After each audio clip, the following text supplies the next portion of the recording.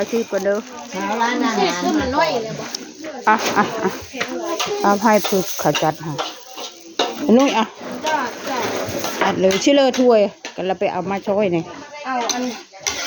เขาบอกว่าอะไรนะอันนั้นแกงเหรอวะไม่ค่ะเดี๋ยวอันนั้นใส่แต่ละมังน้อยขานะคะเพราะว่ามันหลายบนในมือสุดท้ายกับข้าวเยอะเนาะจ้าเยอะทุกวันค่ะบ่เอาขึ้นไปแล้วก็เยอะฮ้อนแล้วนะย้ำกินท้องเลย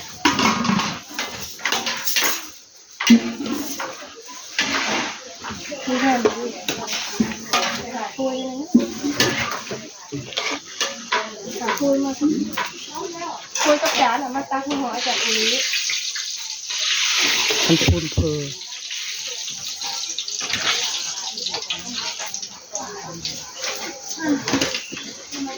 เสร็จแล้วล่ะเดี๋ยวมองดูนะ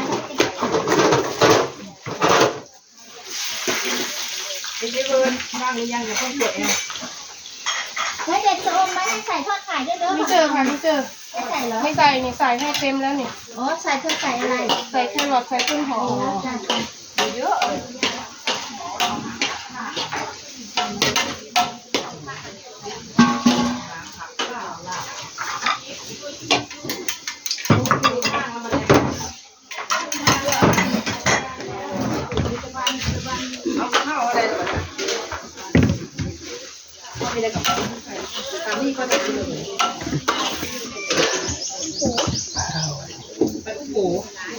ใส่พวกสั้นเอาสามีเธอไม่อยู่นะเอาผ้าไปนั่นนะงอกไปเถอะอันนี้ก็ต้องเอามาไปเอาอันนั้นยังไม่เหลือค่ะมันหลอดแก้มอย่างแค่ที่แค่ที่ไม่ใช่ไปเอาไปเท่าเขาเนี่ยเอาที่ไหนมือเขาได้นี่ไม่โดนอะไรเลยดอกเพื่อนเจ้าบอกเพื่อนเจ้าก็ได้ที่บอกไม่ดีที่เหลือเจ้าเนี่ยเราไปเอาไปดูกะเพราไปกะเพราเพื่อนผู้ใหญ่ฮักเพื่อนประกาศให้เลือกไปเอานะเอาเพื่อนได้เอาเลยเดียวหายเห็นเพื่อนเอาลูกไปอยากไปถ่ายที่ถึงกองโอ้ยเม็ดกระเจ้าขาเลยได้กันมันหนักเรา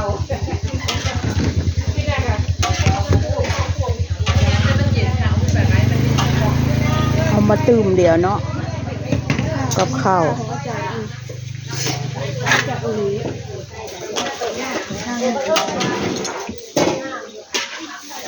ก้อนใส่แกงหวาน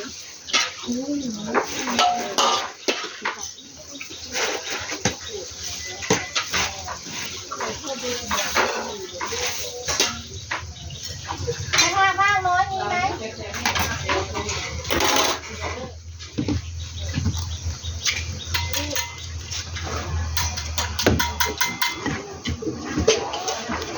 กินแมลงวันเข้าแล้วเจ็บท้องเนาะ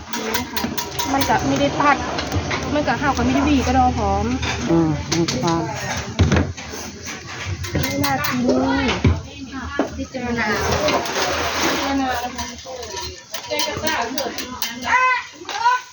ซิเลยนุ๊กซากกระเบือไม่เห็นเลย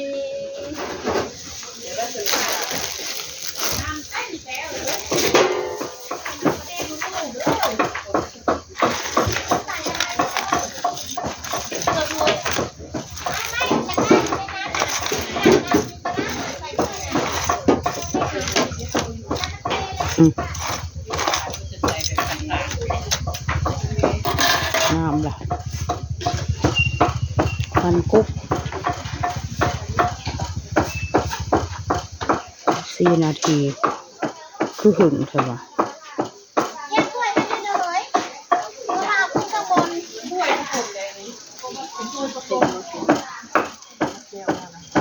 ถ้วยแก้วพูดเขาว่าอะไรถ้าเคยเขียนหวานมันจะโตทำกันเดี๋ยวอันนี้แล้วน้ำเขาเอาไว้ใส่แกงหวานน้ำไม่ได้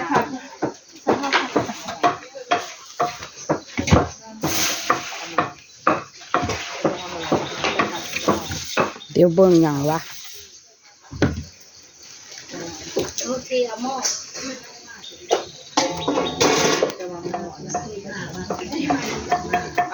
ตัวนี้ก็ได้ดิ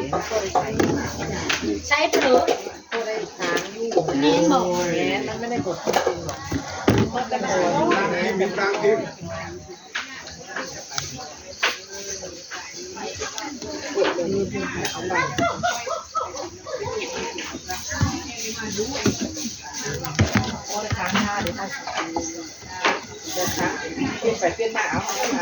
นี่ต้องให้ไอ้นุ่นทำถึงจะเต่งตึงถ้าเคยกันหนูทอดเคยกันดื้อ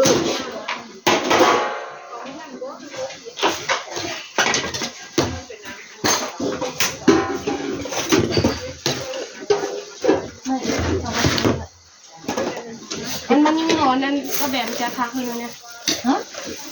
จัดใช้ชิเลอมาเดาลงไปเลยค่ะตอนนั้นทีมคนนี้หลายเซตนี่โอ้ยเดี๋ยวค่ะก่อนค่ะมาเลยต้มจืดอันที่เสมออันเมชี่นะคะอันที่ว่าเมชี่มาแล้วค่ะที่ตัวนี้เลยข้าวต้มหนึ่งไม่ชี้คนฉันถึงไม่เราคนไหนคนกินอยู่ไม่แล้วก็น้ำใส่ในยาเกลือชะโนดอะไรก็ได้น้องน้อยนั่นนะอะไร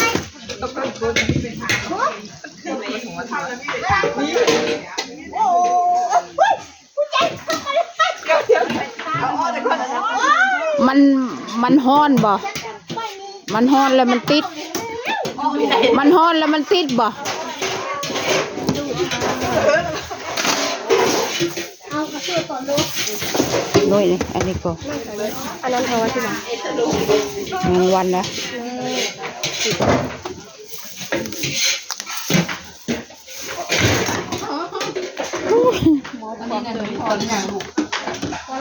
ว่ามันจะเหลือเอาไว้นั่นเลยเดี๋ยว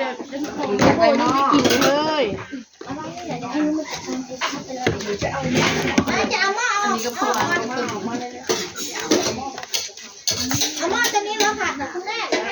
ผัดมาแล้วรอบนึงไม่ใช่หม้อนั่นละหมูที่คั้นแล้วคั้นเสื้อข้าวผัดยังไม่ได้เอา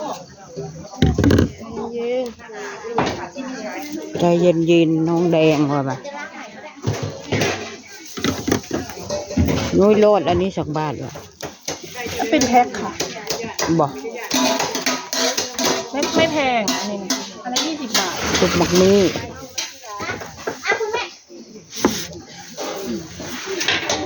อันนี้เขาเรียกซีนซีนถนอมอาหารมันก็ไม่กระทะโอ้ย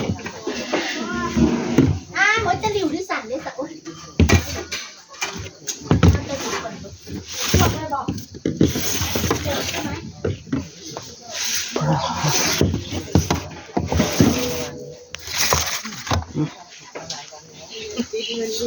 เทผืนลงมาเลยเย็นแล้วก็ซอยโอเคค่ะขอจบคลิปแค่นี้นะคะขอบคุณค่ะ